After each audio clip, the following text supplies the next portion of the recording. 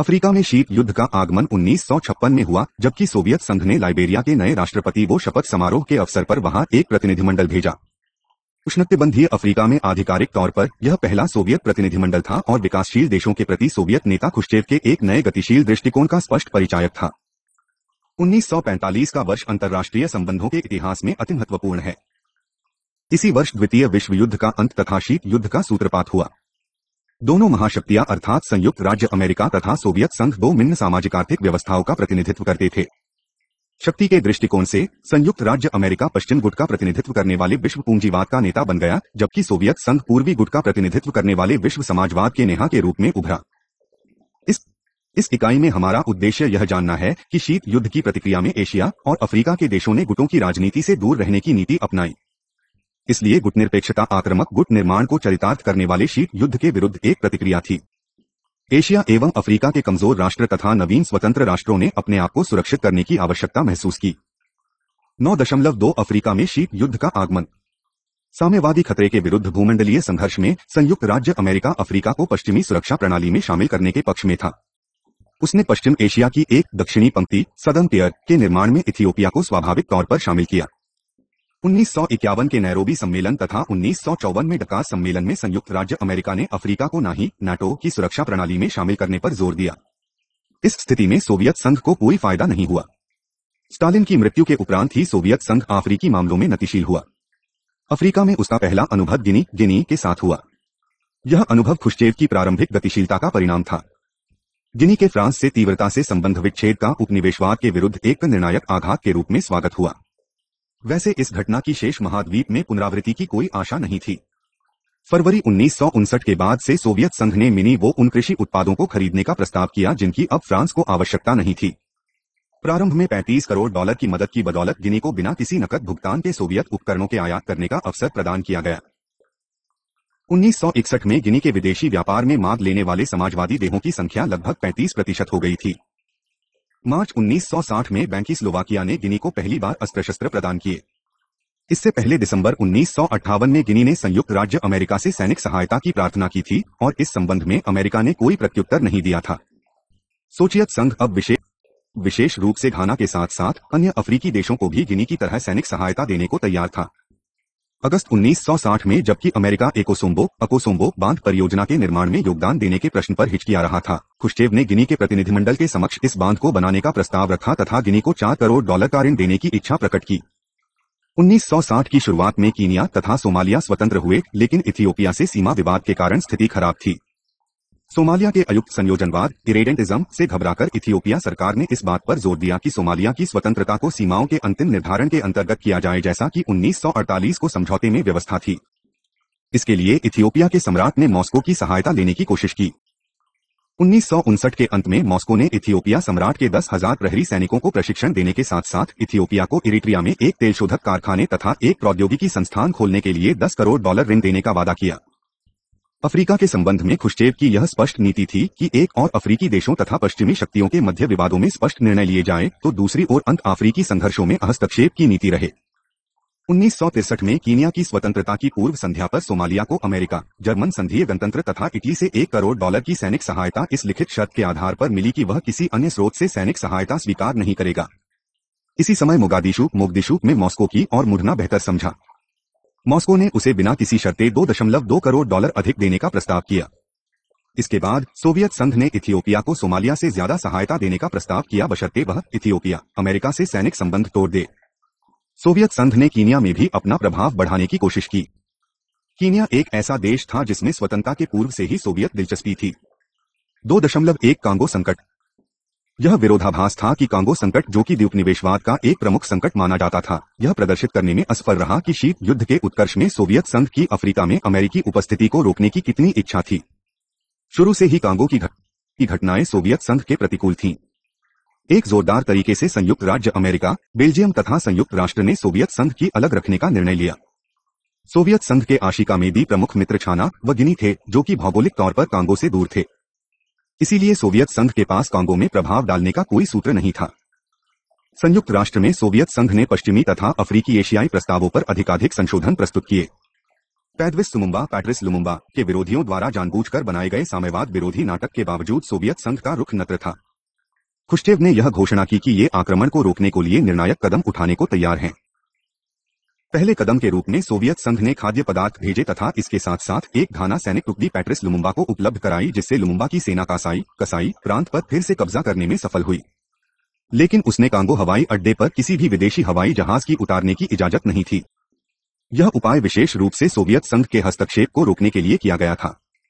इससे सोवियत संघ के हस्तक्षेप की संभावना समाप्त हो गई। सोवियत संघ के लिए उस समय कांगो की घटनाओं में शामिल होने का अंत था, जबकि संयुक्त राज्य अमेरिका की उलझन की थी यह शुरुआत थी। 2.2 अंगोला में संकट। अंगोला का संकट महाशक्तियों तथा अफ्रीका के संबंधों में दरार की एक रेखा का निर्माण करता है। 1961 के राष्ट्रीय विद्रोह की पूर्व संध्या में अंगोलाई समाज बुरी तरह से विभाजित था।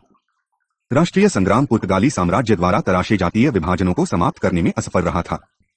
जातीय विभिन्नता के अलावा अंगोलाई समाज की एक और विशेषता बाकोंगी, बकोंगो, एम्बुंडू तथा उविम्बुंडू कुरिम्बुंडू जैसे जातीय महत्वपूर्ण समूहों में पारस्परिक संबंधों के अमाय का होना था। अंगोला के संकट के पहले अफ्रीका में महाशक्तियों का उलझाव न्यूनतम था। इसलिए कांगो में 1960 के संकट का संयुक्त राज्य अमेरिका तथा सोवियत संघ के बीच 1963 की आंशिक परमाणु परीक्षण संधि पर हस्ताक्षर पर कोई प्रभाव नहीं पड़ा। नाइजीरिया का संकट भी परमाणु अप्रसार संधि की पहल पर कोई असर नहीं कर पाया। लेकिन अंगोला के संकट तथा उसके कुछ समय बाद ही शाबा एवं इथियोपिया के संकटों ने संयुक्त राज्य अमेरिका को सोवियत संघ की भूमंडलीय तथा क्षेत्रीय स्तरों की नीतियों में अनुकूलता का प्रश्न उठाने को प्रेरित किया। इस दृष्टिकोण से अंगोला अमेरिका के सहलगनता के सिद्धांत का परीक्षण स्थल बन गया। जनवरी 1975 में जहां अमेरिका ने की गुप्त तौर पर सहायता देने का निर्णय लिया, वहीं सोवियत संघ ने मार्च 1975 में की शर्तें प्रदान किए। अंगोला की तरह संयुक्त राज्य अमेरिका ने इथियोपिया की घटनाओं की भी अनदेखी की। फिर भी अंगोला संकट में हमें अफ्रीकी प्रणाली के पूर्व पश्चिम ढांचे से सक्रिय उलझाव का पता चलता है।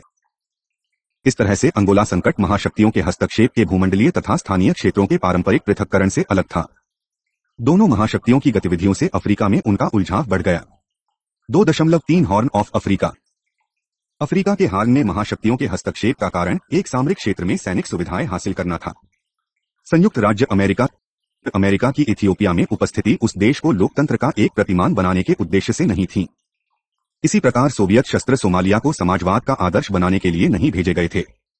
इसी तरह से इथियोपिया तथा सोमालिया ने महाशक्तियों को राजनीतिक अथवा सामाजिक प्रतिमान के रूप में नहीं बल्कि सैनिक सहायता के साधन के रूप में देखा। इथियोपिया तथा सोमालिया के संबंध में संयुक्त राज्य अमेरिका की नीति 3 प्रमुख चिंताओं से प्रभावित थी: कगन्यू स्टेशन तक पहुंच बनाए रखना, हार्न तथा लाल सागर में सोवियत संघ की उपस्थिति का विरोध करना और अफ्रीका के संबंध में एक नई नीति विकसित करना। संयुक्त राज्य अमेरिका ने 1960 एवं 1970 के दशकों के दौरान सहायता एवं प्रयत्न उन देशों में ही केंद्रित कर रखे थे जहां पर उसके विशेष हित थे। इथियोपिया उन विशेष हितों वाले क्षेत्रों में से एक था, क्योंकि यहां कगन्यू स्टेशन का महत्व था तथा सोमालिया में सोवियत संघ की उपस्थिति बढ़ती जा रही थी। 1970 के दशक के मध्य से अफ्रीका के हार्न से संबंधित अमेरिका की नीति के विभिन्न लक्ष्यों में सामंजस्य टूटना प्रारंभ हो गया था। इस समय कई घटनाएं एक साथ घटी। इथियोपिया में सम्राट का तख्ता पलट दिया गया और द्वेग में अतिवादी शक्ति में आ गए। इससे अमेरिका के इथियोपिया के दीर्घकालीन संबंध डगमगा गए। इरिट्रिया में संघर्ष खतरनाक स्थिति में पहुंच गया था जिसकी उपेक्षा नहीं की जा सकती थी। सोवियत संघ अफ्रीका में अधिक उलझाए की नीति की पहलकर्ता प्रतीत हो रहा था। अंगोला में सोवियत क्यूबा हस्तक्षेप, सोमालिया से मैत्री एवं सहयोग की संधि पर हस्ताक्षर और बर्बेरा में एक नौसैनिक प्रतिष्ठान की स्थापना, इन सब ने अफ्रीका में अमेरिका की गतिशीलता बढ़ाने में सहायता की। लेकिन अधिक अफ्रीका केंद्रित नीति में हॉर्न जमता नहीं था। कार्टर प्रशासन के प्रारंभिक वर्षों में जबकि अफ्रीका में नई दिलचस्पी का काफी जोर था, महाद्वीप के प्रमुख मुद्दे जिम्बाब्वे, नामीबिया तथा दक्षिणी अफ्रीका की स्वतंत्रता थे। हॉर्न का प्रश्न तो हाशिए पर था। फिर अफ्रीका की स्थिति की औपनिवेशिक सीमाओं में कोई परिवर्तन नहीं होना चाहिए हॉर्न में अमेरिका के हितों के प्रतिकूल हो गई, जबकि सोवियत संघ ने इथियोपिया में अपनी उपस्थिति स्थापित कर ली, जिससे अमेरिका के लिए सोमालिया की सहायता करना मुश्किल हो गया। इसका परिणाम यह हुआ कि अमेरिका 1990 के दशक के उत्तरार्ध तक भी हार्न के संबंध में एक ऐसी नीति निर्धारित करने में असफल रहा जो कि अफ्रीकी भूराजनीतिक और क्षेत्रीय हितों को साथ साथ पूरा करती। 9.3 अफ्रीका तथा गुटनिरपेक्ष आंदोलन। 1960 के दशक के दौरान गुटनिरपेक्ष आंदोलन, नॉन अलाइनमेंट मूवमेंट नाम के उद्भव से अफ्रीका में शीत युद्ध की तीव्रता में कमी आई। स्वतंत्र देशों ने, जिन्होंने 1963 में अफ्रीकी एकता संगठन organization of African unity OAU की स्थापना की थी, अपनी विदेश नीति के अंग के रूप में गुटनिरपेक्षता को अपनाया। वास्तविकता में इन देशों की सोवियत सैनिक गुट में शामिल होने की कोई संभावना नहीं थी और पश्चिम पर संरचनात्मक एवं तकनीकी निर्भरता के कारण वे भूतपूर्व औपनिवेशिक शक्तियों से संबंध विच्छेद नहीं कर सकते थे। गुटनिरपेक्षता उनकी आवश्यकताओं के अनुकूल थी और उसने दोनों गुटों के संघर्ष को कम किया। 3.1 गुटनिरपेक्ष आंदोलन तथा भारत-अफ्रीका संबंध। गुटनिरपेक्षता की नीति का पहला सिद्धांत सक्रिय एवं शांतिपूर्ण सहअस्तित्व के नियमों पर आधारित है। दूसरा, गुटनिरपेक्ष आंदोलन की नीति उसके उपनिवेश विरोधी चरित्र में निहित है। गुटनिरपेक्षता का तीसरा सिद्धांत शीत युद्ध के संदर्भ में महाशक्तियों से सैनिक राजनीतिक गुट को लेकर अपनी स्थिति को परिभाषित करता है। प्रथम एशिया अफ्रीका सम्मेलन, जिसे बंदुंग सम्मेलन कहा जाता है और जिसने गुटनिरपेक्ष आंदोलन की नींव डाली, ने जवाहरलाल नेहरू तथा जमाल अब्दुल नासिर को गहरा मित्र बनाया। बाद में टीटी शामिल हो गया। फिर सुकर्णी, सुखमो तथा नहुमा नक्रिमाह के समर्थन से बेलग्रेश प्रथम गुटनिरपेक्ष आंदोलन सम्मेलन के लिए रास्ता साफ हो गया। बांडंग सम्मेलन के पूर्व 1947 में नेहरू ने प्रथम एशियाई संबंध सम्मेलन एशियन रिलेशंस कॉन्फ्रेंस में कहा था है एशिया, यूरोप और अमेरिका के साथ साथ अफ्रीका के पीड़ित बंधुओं की और मित्रता का हाथ बढ़ा रहा है। एशिया के हम लोगों पर अफ्रीका के लोगों के प्रति एक विशेष उत्तरदायित्व है। जिस स्वतंत्रता पर हम जोर देते हैं वह इस या उस राष्ट्र अथवा एक विशिष्ट जनता तक सीमित नहीं है, बल्कि उसे तो समस्त मानव जाति तक विस्तृत होना होगा। गुटनिरपेक्ष आंदोलन के प्रथम सम्मेलन में भारत ने विभिन्न अफ्रीकी राष्ट्रों के स्वतंत्रता आंदोलनों का स्वागत किया, लेकिन उसने उपनिवेशवाद के खिलाफ अफ्रीकी एशियाई सैनिक लड़ाई को स्पष्ट तौर पर निरुत्साहित किया। भारत फ्रांस को अल्जीरिया तथा इंग्लैंड को साइप्रस को आजादी देने के लिए मनाता रहा। भारत ने पुर्तगाल की अपने पराधीन लोगों की स्वतंत्रता के प्रति उदासीनता के लिए आलोचना की। भारत के इन स्पष्ट दृष्टिकोणों के प्रति सम्मेलन में भाग लेने वाले प्रतिनिधियों का ध्यान गया और अंतिम विज्ञप्ति पर समझौते में इससे सहायता मिली। बाद में सम्मेलन ने एक विशेष दस्तावेज को अपनाए, युद्ध का खतरा एवं शांति के लिए अपील। बेलोड सम्मेलन ने 27 सूत्रीय घोषणा में निम्नलिखित मांगे पेश की। एशिया, अफ्रीका तथा लैटिन अमेरिका पर सभी प्रकार की क्रांति विरोधी कार्रवाइयों, हस्तक्षेप तथा आक्रमण का तत्काल अंत। अल्जीरिया तथा अंगोला को तत्काल स्वतंत्रता दी जाए। ट्यूनीशिया से फ्रांसीसी सैनिकों की वापसी तथा कांगो में साम्राज्यवादी हस्तक्षेप का अंत हो। अफ्रीका में रंगमेद की नीति का अंत तथा फिलिस्तीन में अब लोगों के कानूनी अधिकारों की पुनर्स्थापना हो। काहिरा के दूसरे गुटनिरपेक्ष आंदोलन सम्मेलन में सितंबर 1964 में भारतीय प्रधानमंत्री शास्त्री द्वारा की गई टिप्पणियों ने सभी अफ्रीकी नेताओं को आकर्षित किया। 1970 के लुसाका सम्मेलन में भारतीय प्रधानमंत्री का बड़े जोश से स्वागत किया गया। सभी कूटनीतिक नियमों को ताक में रखकर राष्ट्रपति काउंडा भारतीय प्रधानमंत्री इंदिरा गांधी का हवाई अड्डे पर स्वागत करने पहुंचे। भारतीय प्रधानमंत्री की आंदोलन के 6 उपाध्यक्षों में से एक चुना गया। भारत का अफ्रीका के स्वतंत्रता संग्राम करने वालों को समर्थन बांग सिद्धांतों की मुख्य तौर पर परिपूर्णता थी, जिसके अनुसार भारत ने शीत युद्ध में उलझने से इनकार कर दिया था। इस तरह की नेहरू काल में भारत ने एक व्यापक अफ्रीकी नीति को विकसित कर लिया था। नेहरू के बाद 1904 के वर्षों ने एक ऐसी व्यवस्था उपागम को विकसित करने का प्रयत्न किया है जिससे नेतृत्व को कार्य गुटनिरपेक्ष आंदोलन के नियमों के अंतर्गत स्थापित संस्थाओं के जरिए हो तथा दक्षिण सहयोग बढ़े। इससे ध्यान स्वतंत्रता के मुहा से धीरे धीरे हटकर पारस्परिक आर्थिक संबंधों तक तथा इन संबंधों से एक ज्यादा व्यवस्थित दक्षिण के आधार पर जनता से जनता संपर्क पर दिया जा रहा है।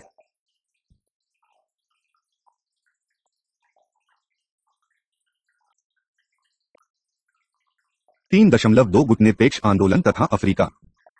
आर्थिक क्षेत्र में साम्राज्यवादी शक्तियों ने बहुराष्ट्रीय निगमों के रूप में वापस आने की कोशिश की है। नवोपनिवेशवाद सहायता की आड़ में आया। सहायता शीत युद्ध का एक प्रमुख उपकरण थी। उपनिवेशवाद से नवोपनिवेशवाद के परिवर्तन की प्रक्रिया में अनेक संरचनात्मक परिवर्तन भी हुए हैं। संयुक्त राज्य अमेरिका, जो कि एक पारस्परिक औपनिवेशिक शक्ति नहीं था, नवोपनिवेशीय शोषण में एक हिस्सेदार बन गया। इसी तरह से जर्मनी, जिसने प्रथम महायुद्ध में अपने समस्त उपनिवेश खो दिए थे, भी निवेश तथा सहायता कार्यक्रमों के जरिए मैदान में आ गया। बहुराष्ट्रीय निगम तथा अन्य तरीकों के माध्यम से उपनिवेशवाद ने सामूहिक उपनिवेशवाद का रूप ले लिया है। सामूहिक उपनिवेशवाद का एक और तरीका यूरोपीय आर्थिक समुदाय, यूरोपीय साझा बाजार तथा 1993 में स्थापित यूरोपीय संघ जैसे एकाधिकारवादी संगठनों का निर्माण है। साझा बाजार, द कॉमन मार्केट, के देशों ने नवोदित राज्यों को किसी एक देश की बजाय देशों के एक समूह को कच्चे माल की आपूर्ति करने वाला बना दिया। उपनिवेश विरोधी गुट में भी संरचनात्मक परिवर्तन हुए हैं। विकासशील देशों में एकता एवं सहयोग की शक्तियां मजबूत हुई हैं। गंभीर मतभेदों के बावजूद अफ्रीका के 30 नर्म तथा अतिवादी राज्य 1963 में अफ्रीकी एकता संगठन बनाने में सफल हुए। वह एक महत्वपूर्ण घटना थी क्योंकि अफ्रीकी एकता संगठन ने सभी गुटों के प्रति गुटनिरपेक्षता की पुष्टि की और राज्यों के माय शांतिपूर्ण तथा सकारात्मक सहयोग की एक मजबूत नींव की स्थापना के लिए संकल्प व्यक्त किया। काहिरा सम्मेलन 1964 में गुटनिरपेक्ष देशों ने शांति के लिए और उपनिवेशवाद तथा नवोपनिवेशवाद के विरुद्ध संघर्ष के एक विस्तृत कार्यक्रम को अपनाया। भूतपूर्व औपनिवेशिक शक्तियों द्वारा प्रचारित विकास रणनीतियों विकासशील देशी को गरीबी से किसी सीमा तक मुक्ति नहीं दिला पाई। उपनिवेशवाद एवं साम्राज्यवाद से विरासत में मिले आर्थिक असंतुलन को दूर करने पर जोर दिया गया और आर्थिक तौर पर कम विकसित राष्ट्रों के लिए उचित व्यापारिक स्थितियों की मांग की गई। 1970 के दशक की शुरुआत तक इसने एक आंदोलन का रूप धारण कर लिया जिसमें एक नई आभार राष्ट्रीय अर्थव्यवस्था की मांग की गई। नई राष्ट्रीय अर्थव्यवस्था की मांग भूमंडलीय अर्थव्यवस्था न्यायसंगत जगीदारी की मांग है, जहां व्यापारिक स्थितियों विकासशील देशों के विरुद्ध नहीं बनाई गई हैं। अधिकाधिक विकासशील देशों को यह भान हुआ कि उनकी आर्थिक स्थिति में गिरावट हो रही थी, जिसको परिणामस्वरूप ऋण दबाव असहनीय स्तरों तक पहुंच गया था। इन देशों ने इस बात को समझा कि यदि भुगतान संतुलन में घाटा बढ़ा तो 1980 में यह राशि 112 अरब डॉलर पहुंचकर 1990 में 200 अरब डॉलर पार कर जाएगी और शताब्दी के अंत तक यह 400 अरब डॉलर होगी। 1993 में यह राशि मात्र 12.2 अरब डॉलर थी। लुसाका सम्मेलन 1970 ने सामूहिक सौदेबाजी बल से आत्मनिर्भरता की भावना का सक्रिय तौर पर संवर्धन करने की प्रतीक्षा की। इस दृष्टिकोण के आधार पर प्राकृतिक संसाधनों पर स्थायी संप्रभुता, स्वतंत्र आर्थिक गतिविधियों, उत्पादक समूहों के निर्माण तथा संयुक्त राष्ट्र में नवीन अंतर्राष्ट्रीय अर्थव्यवस्था की घोषणा था। इसके लिए बेसीड सम्मेलन ने संयुक्त राष्ट्र व्यापार एवं विकास सम्मेलन अंक्टैड के लिए पहले ही रास्ता खोल दिया था। काहिरा सम्मेलन 1964 ने विकासशील देशों की आर्थिक आवश्यकताओं की पूर्ति को सुलभ बनाने हेतु अंतर्राष्ट्रीय समुदाय से विश्व अर्थव्यवस्था की पुनर्संरचना की मांग की। लुसाका सम्मेलन 1970 ने सक्रिय तौर पर आत्मनिर्भरता की भावना को जगाने की प्रतीक्षा की। राष्ट्रपति काउंडा ने कहा, 1973 के अल्जियर्स सम्मेलन के बाद से विकासशील देशों को प्रभावित करने वाले अनेक प्रमुख आर्थिक परिवर्तन हुए थे। यह आशा धूमिल हो गई कि तीरूरी दुनिया को औद्योगिक तौर पर अमीर देशों से न्यायसंगत घावहार मिलेगा। विकासशील देशों के सामने एक अत्यंत गंभीर तथा समान समस्या थी। वे अनाराष्ट्रीय व्यवस्था से जुड़े थे जो कि उनके हितों के विरुद्ध कार्य करती थी। बढ़ती मांग यह थी कि निर्णय प्रक्रिया में विकसित देशों को एकाधिकार का अंत हो। गुटनिरपेक्षता को अफ्रीकी योगदान केवल संख्या पर आधारित नहीं है, बल्कि अफ्रीकी आंतरिक संकटा से बड़ी शक्तियों को दूर रखने के संकल्प के रूप में भी है। अंतर्राष्ट्रीय सम्मेलनों में अफ्रीकी राष्ट्रों ने मिलकर एक साथ मतदान करके अपने आप को एक शक्ति के रूप में प्रदर्शित किया। अफ्रीकी लोगों के लिए गुटनिरपेक्षता के अस्तित्व बनाए सखाने की शक्ति, स्वतंत्रता की सुरक्षा एवं आत्मनिर्भरता का स्रोत बन गई। अफ्रीका ने यह विश्वास किया कि प्राकृतिक संसाधनों एवं आंतरिक गतिविधियों पर पूर्ण संप्रभुता के राजनीतिक एवं आर्थिक स्वतंत्रता के संघर्ष, वस्तुओं के उत्पादन एवं वितरण तथा सेवाओं में विकासशील देशों की अधिकाधिक भागीदारी हो और श्रम के अंतर्राष्ट्रीय विभाजन में मौलिक परिवर्तन जैसे विषय अब सर्वाधिक प्राथमिकता के विषय बन गए हैं। 3.3 गुटनिरपेक्ष आंदोलन में अफ्रीकी योगदान। मात्र अफ्रीका ही एक ऐसा महाद्वीप है जिसे गुटनिरपेक्ष आंदोलन से पहचाना जा सकता है। आंदोलन में अफ्रीकी उपस्थिति से उसे न केवल संयुक्त राष्ट्र में संख्यात्मक शक्ति मिलती है, बल्कि उससे आंदोलन को जातिवाद एवं उपनिवेशवाद विरोधी दृढ़ विश्व सूची भी मिलती है। गुटनिरपेक्ष देशों के लगभग सभी सम्मेलनों में अफ्रीकी मुद्दों को उठाया गया और उपनिवेशवाद तथा जातिवाद की सूट खसीट पर विचार किया गया। अफ्रीकी लोगों को भी यह ज्ञात हुआ कि लगभग सभी अफ्रीकी देशों की स्वतंत्रता को वास्तविक तथा अपरिहार्य खतरा बड़े राज्यों की सेना से नहीं बल्कि उनकी आर्थिक शक्ति से है। उन्होंने माना कि प्राकृतिक संसाधनों और आंतरिक गतिविधियों पर पूर्ण संप्रभुता के राजनीतिक एवं आर्थिक स्वतंत्रता के संघर्ष, वस्तुओं के उत्पादन एवं वितरण में विकासशील देशों की अधिकाधिक भागीदारी हो और को अंतर्राष्ट्रीय विभाजन में मौलिक परिवर्तन जैसे विषय अब सर्वाधिक प्राथमिकता के विषय बन गए हैं। अब यहाँ में तीव्रता से आत्मज्ञान हो रहा है कि गुटनिरपेक्ष तथा अन्य विकासशील देशों के समक्ष 7.1 प्रस्तावना उपनिवेशवादियों से राजनीतिक शक्ति और आर्थिक संसाधनों पर नियंत्रण को छीनकर उन्हें जनता को सौंपने के उद्देश्य से अफ्रीकी राष्ट्रवादी राजसत्ता प्राप्त करना चाहते थे। उनका विश्वास था कि राज्य अफ्रीका में विकास का सूत्रपात करेगा। उन्होंने जनता के प्रामाणिक प्रतिनिधित्व होने के अपने दावे को स्थापित करने के लिए राजनीतिक समर्थन जुटाया। राष्ट्रवाद और विकास के लक्ष्यों की प्राप्ति में राज्य की स्थिति केंद्र में थी। संघर्ष का उद्देश्य शक्ति को बनाए रखने के लिए निरंतर संघर्ष था। स्वाधीनता प्राप्ति के पश्चात अफ्रीकी नेताओं के समक्ष जनता की सामाजिक एवं राजनीतिक आवश्यकताओं की पूर्ति करने का कठिन कार्य था। प्रारंभिक दशकों में अफ्रीकी राज्य स्वाधीनता संग्राम में निहित तथा व्यक्त लोकतांत्रिक शासन के आदर्श तथा आर्थिक विकास के आश्वासन की मान्यताओं की पूर्ति की जनाकांक्षाओं के बीच डगमगा रहे थे। लेकिन इन जनाकांक्षाओं की पूर्ति असंभव थी और यह बात कई अफ्रीकी देशों को बहुत जल्दी पता लग गई। स्वतंत्र सरकारों की विरासत में प्राप्त सरकारी संरचना कमजोर थी और उनमें टिकाऊ क्षमता का अभाव था। फिर भी सरकारी से सामाजिक सेवाएं उपलब्ध कराने तथा आर्थिक अवसंरचना को वितरित करने की आशा की गई। नवोदित राज्यों के लिए निर्मित संविधान औपनिवेशिक राज्य की राजनीतिक व्यवस्था से भिन्न थे। स्वाधीनता के पश्चात एक दशक के भीतर ही विरासत में प्रापा विभिन्न संवैधानिक व्यवस्थाओं में इतने व्यापक तथा बारंबार परिवर्तन हुए कि उनकी पहचान ही मुश्किल हो गई। उन अफ्रीकी देशों को छोड़कर जहां पर कि सैनिक शासन स्थापित हुआ, शेष सभी देशों में कार्यपालिका एवं विधायिका निकाय, संगठित दल तथा समूह, प्रादेशिक प्रशासन एवं न्यायपालिका के उपकरण और यहां तक कि स्थानीय स्वशासन संस्थाएं जैसी व्यवस्थाएं विद्यमान थीं। लेकिन हम जानते हैं कि उनकी कार्य पद्धति बिल्कुल ही भिन्न थी। समय के साथ साथ प्रशासन, सेना एवं राजनीतिक दलों की भूमिका तथा चरित्र में स्पष्ट परिवर्तन हुए। इस इकाई में हम इन तीनों संस्थाओं के बारे में चर्चा करेंगे। 7.2 प्रशासनिक व्यवस्था। वर्तमान अफ्रीकी प्रशासनिक व्यवस्था के बीज औपनिवेशिक व्यवस्था में मिलते हैं, लेकिन अफ्रीका के इंग्लैंड तथा फ्रांस के औपनिवेशिक राज्यों की प्रशासनिक व्यवस्थाओं में अत्यधिक भिन्नता थी। अंग्रेजों की नागरिक सेवा संरचना सौम्य थी, जबकि फ्रांसीसी व्यवस्था अशिष्ट थी। इन भिन्नताओं के कारण दोनों सेवाओं की मिंग राष्ट्रीय परंपराओं में निहित थे। अंग्रेज स्थानीय शासन पर विश्वास करते थे, जबकि फ्रांसीसियों ने केंद्रीयकरण लागू किया। अंग्रेजों ने लॉर्ड लगवर्ड को अप्रत्यक्ष शासन के सिद्धांत पर विश्वास किया, जिसके अनुसार नवीन अर्जित प्रदेशों में शासन करने का सर्वाधिक उपयुक्त तरीका जनता पर प्रत्यक्ष तौर पर शासन करने की बजाय तत्कालीन राजनीतिक सत्तावानों के जरिए काम करने का था। इसके विपरीत फ्रांस की प्रत्यक्ष शासन पद्धति ने तत्काल राजनीतिक संगठनों के महत्व को कम कर दिया। इसका प्रतिमान नौकरशाही राज्य की फ्रांसीसी अवधारणा से लिया गया था, जिसके अनुसार प्रत्येक स्तर पर अधिकारियों की नियुक्ति होती थी। प्रत्येक स्तर सोपानिक आधार पर उमरी स्तर और अंतः साम्राज्यवादी सरकार से संबद्ध था। इस तरह से फ्रांसीसी अफ्रीकी राज्यों के गवर्नर जनरल पर पेरिस का नियंत्रण था। विभिन्न प्रादेशिक गवर्नर संबद्ध गवर्नर जनरल के अधीन थे। इसी तरह से क्षेत्रीय कमांडेंट डी सर्कल के अधीन प्रधान कैंटन अधिकारी शेफ डी कैनियन था और उसके अधीन प्रधान ग्रामीण अधिकारी शेफ डी विलेज था। कमान की इस श्रृंखला में आदेश ऊपर से नीचे की ओर जाते थे, जिसमें प्रतिपुष्टि नहीं थी और न ही पहल की कोई गुंजाइश।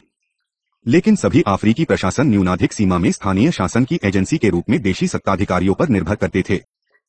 फ्रांसीसी तथा अंग्रेजी साम्राज्यवादी शासन की नीतियों में मुख्य अंतर यह था कि जहां फ्रांसीसियों का समांगीकरण असिमिलेशन की नीति का अनुकरण करते हुए काले फ्रांसीसियों की व्यवस्था करना था, वहीं अंग्रेजी नीति निर्धारकों के मन में इस प्रकार के समांगीकरण का कोई विचार नहीं था। विरासत में मिली यह भिन्नता स्वतंत्रोत्तर काल में भी दृष्टिगोचर होती है। लेकिन वह भी सत्य है कि दूसरे विश्वयुद्ध की पूर्व संध्या पर दोनों प्रणालियों एक जैसी दिखने लगी थीं। स्वतंत्रोत्तर काल में अफ्रीकी राजनीति की 3 गणनाओं ने प्रशासनिक शासन तंत्र को प्रभावित किया। पहली प्रवृत्ति तो यह थी कि प्रादेशिक क्षेत्र में शक्तियों का अधिकाधिक केंद्रीकरण हो, जिसने देशी घटकों की पारंपरिक स्वायत्तता को कम कर दिया। दूसरी प्रवृत्ति अन्य संगठित संस्थाओं की महत्ता को गौण करते हुए कार्यपालिका शक्तियों के व्यापक विस्तार की थी। इस संबंध में एक समान विशेषता यह भी थी कि एक अकेले व्यक्ति, एक समूह अथवा समाज के विभिन्न घटकों के प्रतिनिधियों के संयोजन में कार्यपालिका शक्तियों का केंद्रीकरण किया गया। तीसरी प्रवृत्ति एक दलीय शासन का कानूनी, संवैधानिक अथवा अन्य साधनों से आरोपण करने की थी। यह बात भी महत्वपूर्ण है कि ये प्रवृत्तियों परस्पर छाई हुई थी और एक दूसरे से मिली हुई थीं। इन प्रवृत्तियों के परिणामस्वरूप एक अत्यधिक केंद्रीयकृत प्रशासनिक संरचना का निर्माण हुआ। ऐसी व्यवस्था में नौकरशाही संरचना एकीकृत थी और केवल केंद्र सरकार के प्रति ही उत्तरदायी थी। इस संरचना ने जातीय आधार पर संबंधित समूहों के साथ साथ वास्तविक स्थानीय स्वशासन की आधुनिक संस्थाओं की भूमिका एवं महत्व को नष्ट कर दिया। कई वर्षों तक उत्तर औपनिवेशिक प्रशासन को अनेक चुनौतियों तथा संकट का सामना करना पड़ा है। स्वाधीनता के पश्चात उपसहाराई अफ्रीका के सामाजिक, आर्थिक एवं राजनीतिक संकट के वास्तविक कारण देशी संस्थाओं एवं प्रबंधक व्यवहार में संरचनात्मक संबंध टूटने के परिणामस्वरूप उत्पन्न हुए संकट में मिलते हैं। इस संकट ने वैधीकरण एवं उत्तरदायित्व के संकट को जन्म दिया, इसलिए लोक प्रशासन के निष्पादन पर बुरा असर पड़ा। नौकरशाहियों पर भी इसका प्रभाव पड़ा। इससे सार्वजनिक संसाधनों का निजीकरण एवं राज्य का विस्थापन हुआ। अफ्रीकी नौकरशाहियों की एक अन्य समस्या व्यापक तौर पर प्रचलित भ्रष्टाचार है। इसीलिए उत्तरौपनिवेशिक प्रशासन पर परिवर्तन के लिए दबाव बढ़ा है। वर्तमान में प्रशासन की संरचना में केंद्रीकरण से विकेंद्रीकरण की ओर की प्रवृत्ति मिलती है और अब तो विकेंद्रित संघवाद को प्राथमिकता दी जा रही है। सार्वजनिक नीति एवं योजना में भी परिवर्तन हो रहे हैं। केंद्रीकृत योजना एवं एक जैसी नीति निर्माण के स्थान पर अब प्रादेशिक योजना का समय आ गया है। प्रादेशिक योजना पर जोर देने वाले विकेंद्रीकृत एवं प्रादेशिक संघवाद की मांग कर रहे हैं। इसके परिणामस्वरूप पिछले कुछ समय से लोकतंत्र एवं सहचारी स्वतंत्रता एसोसिएशनल फ्रीडम की भोगों का सूत्रपात हुआ है। इस तरह से स्वाधीनता के बाद को वर्षों में प्रशासन की संरचना और कार्यप्रणाली में परिवर्तन हुआ है। अब वह केंद्रीकरण की बजाय विकेंद्रीकरण की ओर अग्रसर है। 7.3 राजनीति में सेना। ब्रह्म दृष्टि में निश्चित तौर पर कहा जा सकता है कि अफ्रीकी सेना राजनीति से बड़ी गहराई के साथ जुड़ी हुई है, लेकिन उत्तर के व्यवहार के संबंध में किसी विशिष्ट प्रतिमान को ढूंढना मुश्किल होगा। कभी तो एक निरंकुश एवं भ्रष्ट शासन को हटाने के लिए उसने सिंहासन पलटा और कभी राजनीतिक शून्यता जिसे राजनीतिज्ञ नहीं भर पा रहे थे के कारण उन्हें सत्ता संभालनी पड़ी। कुछ मामलों में तो सैनिक नेताओं में इस बात पर मतभेद था कि उन्हें राजनीति में हस्तक्षेप करना चाहिए अथवा नहीं, लेकिन सैनिक क्रांति संपन्न करने में सैनिक नेताओं के जो भी उद्देश्य रहे हैं, इतना ही स्पष्ट है कि एक बार जब सेना राजनीति से अलग रहने के सिद्धांत को तोड़ती है तब वह अपने आप को लगभग स्थायी तौर पर असैनिक गतिविधियों में लिप्त पाती है। इकाई के इस भाग में हम अफ्रीकी राजनीति में सेना को वर्चस्व के बारे में उसके चरित्र, निष्पादन, उपलब्धियों एवं सिद्धांतों पर विचार करेंगे। सैनिक हस्तक्षेप के संबंध में दो सिद्धांत अथवा तर्क लोकप्रिय हैं। एक तो सांक्रामिक का सिद्धांत, थ्योरी ऑफ अ कॉन्टेजन, है, जो यह विश्वास करता है कि एक क्षेत्र में सैनिक क्रांति संपन्न होने से अन्य क्षेत्रों में भी प्रतिक्रिया स्वरूप सैनिक क्रांति हो सकती है। दूसरा षड्यंत्र का सिद्धांत, थ्योरी ऑफ कॉन्स्पिरेसी, है। यह सिद्धांत असैनिक सरकार के गिरने के पीछे कुटिल साम्राज्यवादी चाल को देखता है। लेकिन सभी सैनिक क्रांति अर्थी को इन दोनों सिद्धांतों के आधार पर समझा नहीं जा सकता। परिस्थितियों की जटिलता एवं सैनिक नेताओं के कार्यों को निश्चित करने वाले उद्देश्यों एवं अवसरों को देखते हुए प्रशासन में सैनिक क्रांतियों के एक समान स्पष्टीकरण की कोशिश निष्फल होगी। यहाँ तक कहना अप्रासंगिक न होगा कि केवल कुछ ही अफ्रीकी राज्यों को औपनिवेशिक राज्य से विशाल सेना विरासत में मिली। औपनिवेशिक काल में काफी बाद में अफ्रीकियों को उच्च पदों, कमीशन रैंक पर नियुक्ति हेतु प्रशिक्षण देने के प्रयत्न हुए। स्वतंत्रता के बाद प्रायः सभी देशों में सेना में उच्चतर पदों के अफ्रीकीकरण के लिए दबाव अनुभव किए गए। इसीलिए नवीन अफ्रीकी सरकारों ने अपनी सेना के आकार में वृद्धि करने तथा सेना की समस्त श्रेणियों को उत्तम प्रशिक्षण सुविधाएं और वेतनमान देने के लिए तीव्र गति के कार्यक्रमों, क्रैश प्रोग्राम्स की व्यवस्था की। इसके साथ साथ सेना के उच्चतर पदों का भी तेजी से अफ्रीकीकरण हुआ। सेना की संरचना के विचार से इसके तीन महत्वपूर्ण आशय थे। पहला, इससे मध्यम श्रेणी के अफसरों में यह भावना आई कि उन्हें अपेक्षाकृत वंचित रखा गया। दूसरा, असंतुलित आयु संरचना से अनुशासन की स्थापित व्यवस्था कमजोर हुई। तीसरा, सेना में नेतृत्व कनिष्ठ अफसरों के हाथ में छोटी उम्र में आ गया, जिससे उनमें असाधारण रूप से पहल करने की क्षमता विकसित हुई। साधारण शब्दों में इन अधिकारियों में संकट के समय तुरंत कार्रवाई करने की प्रेरणा एवं अवसर विद्यमान थे। सैनिक क्रांतियों के एक ध्यानपूर्वक विश्लेषण से यह पता चलेगा कि सेना के आंतरिक संगठन से संबंधित तत्वों ने बाहरी तत्वों के रूप में सैनिकों की कार्रवाई निश्चित करने में महत्वपूर्ण भूमिका निभाई। एक सैनिक क्रांति का सफलतापूर्वक निष्पादन का प्रायः परिणाम व्यावसायिक राजनीतिज्ञों के साथ साथ वरिष्ठ सैनिक अफसरों का भी विलुप्त होना था। एक बार सत्ता में आने के बाद सैनिक शासकों ने सैनिक कर्मचारियों के लिए विशेष प्रावधान करने आरंभ कर दिए। नित्य के प्रशासन के लिए सैनिक शासक नागरिक सेवकों पर अत्यधिक निर्भर थे, जिन्होंने परिवर्तन का स्वागत आंशिक तौर पर इसलिए किया क्योंकि इससे उनके कार्यों में राजनीतिज्ञों के थका देने वाले हस्तक्षेप की समाप्ति की पूरी संभावना थी। इसी बीच सेना द्वारा स्थापित प्रशासनिक तंत्र औपनिवेशिक प्रतिगान से काफी मिलता जुलता दिखाई देता था। इसमें केंद्रीकरण पर अत्यधिक बल दिया गया था और राज्य के कार्यों के परिचालन में नौकरशाही पर बहुत अधिक निर्भरता थी। स्थानीय स्तर पर देशी सत्तावानों को दिखावे के लिए विकेंद्रीकरण को प्रोत्साहन देने के लिए, लेकिन वास्तव में ग्रामीण विशिष्ट वर्ग से मैत्री स्थापित करने के उद्देश्य से पुनर्जीवित किया गया। लेकिन अत्यधिक शक्तियों के बावजूद सैन्य अधिकारी जन समस्याओं को सुलझाने में असफल रहे, जिनके लिए उन्होंने राजनीतिज्ञों को दोषी ठहराया। भ्रष्टाचार के उन्मूलन के बजाय उन्होंने उसे प्रश्रय ही दिया। सेना का यह प्रदर्शन इस बात को मिथ्या सिद्ध करता है कि वह प्रशासन अथवा समाज में महत्वपूर्ण सुधार ला सकती है। उसका तो प्रधान उद्देश्य एक विशिष्ट समूह के रूप में अपना वर्चस्व बनाए रखना होता है। फिर राज्य राजनीति में सेना की बढ़ती भागीदारी से सेना के संगठन में ही दरारें दृष्टिगोचर होने लगी थीं। उसके चरित्र में जबरदस्त परिवर्तन होने लगा, अनुशासन शिथिल हुआ और कुछ मामलों में उसका सैनिक श्रेणियों पर बुरा प्रभाव पड़ा। दीर्घकाल में संख्या अथवा अतिरिक्त आय के आधार पर न सही, लेकिन एक संस्था के रूप में सेना ने सैनिक शासन के अंतर्गत सबसे अधिक नुकसान उठाया। 7.4 राजनीतिक दल। औपनिवेशिक शासन के आरंभ के समय में परोपकारी समूहों फिलैंथ्रोपिस्ट्स ने अपने सांस्कृतिक संघों की स्थापना का प्रचार करते हुए राजनीतिक दलों के गठन को रोका। अफ्रीका में राजनीतिक दल का मुख्य आधार बीलों के संघ थे, जिनका उद्देश्य कबीलों की संस्कृति और परंपराओं का संरक्षण था। इन संघों का प्रारंभ प्रायः शहरी इलाकों में हुआ, जहां लोग प्रवासी होकर आए थे, लेकिन इनमें से अधिकांश संघ राजनीतिक दल न होकर आंदोलन थे। बाद में जब उपनिवेशवाद के विरुद्ध भावनाएं तीव्र हुई, तब जनता को उसके विरुद्ध एकीकृत करने की आवश्यकता महसूस की गई। कबीले के सरदारों जैसे परंपरागत अभिजन वर्ग, नवीन अभिजन वर्ग और शिक्षित लोगों ने तब राजनीतिक दलों की स्थापना की। जिन दलों की स्थापना की गई वे किसी विचारधारा पर आधारित नहीं थे। उनका मुख्य उद्देश्य उपनिवेशवाद का विरोध करना था। स्वाधीनता के उपरांत अधिकांश नवोदित राज्यों में शीघ्र ही एक दलीय शासन स्थापित हुआ। पूर्व एक दल का निर्माण, एक नेता के करिश्मा, एक शक्ति प्रदर्शन के लिए जनता को एकीकृत करने की क्षमता, 3 राजनीतिक समूहों को संगठित करने के तरीकों और 4 नेता द्वारा स्वीकृत आजीवन सदस्यता, जिसका अर्थ यह भी था कि केवल दल के सदस्य ही चुनाव लड़ सकते थे, के आधार पर हुआ। इसी दृष्टिकोण से हमें दल और प्रशासन के संबंध तथा विकासशील राजनीतिक व्यवस्था में दलों की भूमिका को देखना होगा। अफ्रीका में राजनीतिक दल कोई मजबूत अखंड संगठन नहीं थे। वास्तव में दल में स्थानीय और प्रादेशिक समूह शामिल थे। इन प्रादेशिक समूहों में केवल एक ही समानता थी और वह यही थी कि वे शक्ति के फलों को परस्पर बांटना चाहते थे। वे एक ऐसे वर्ग का निर्माण करने में असफल रहे जो क्रांतिकारी आंदोलन का अग्रणी रहता, जबकि दल जनसंगठन के रूप में संगठित रहते। यहाँ प्रश्न यह उठता है कि क्या इस प्रकार के दल अटल पुरुषों एवं महिलाओं के ऐसे निकाय बन सकते थे जो संकीर्ण तथा विघटनकारी शक्तियों के विरुद्ध खड़े होते हुए अपनी दूब इच्छा शक्ति का समाज पर आरोपण कर सकते। इस प्रश्न से वास्तव में कई अनसुलझे मुद्दे सामने आते हैं। एक तरफ यह माना जाता है कि राष्ट्रीय संसाधनों को निदेशित एवं गतिमान करने हेतु जनाधार वाले एक दलों का होना आवश्यक है, तो दूसरी ओर ऐसा प्रतीत होता है कि वे केवल राजनीतिक नेतृत्व को सुरक्षित करने के लिए बड़ी संख्या में समर्थन जुटाने में लगे रहते हैं। दोनों उद्देश्य परस्पर विरोधी हैं।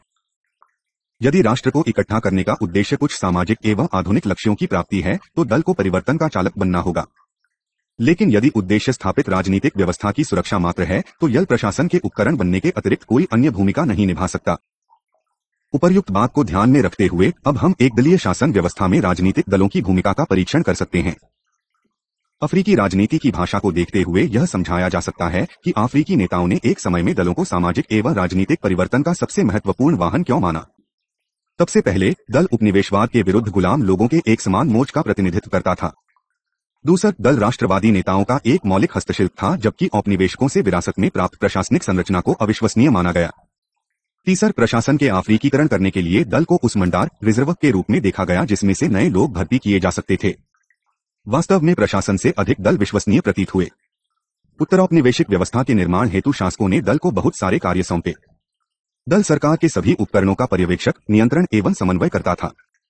वह विकास के लिए व्यक्तिगत पूर्व सामूहिक प्रोत्साहन की आपूर्ति करता था, नवीन राष्ट्र में बच्चों और वयस्कों को नागरिकता का प्रशिक्षण प्रदान करता था। ये एक और जनता को नेताओं के निर्णय कार्यक्रम एवं कार्यों के बारे में सूचना देते थे तथा दूसरी और नेताओं के लिए आवश्यक सूचना एवं समर्थन जुटाते थे।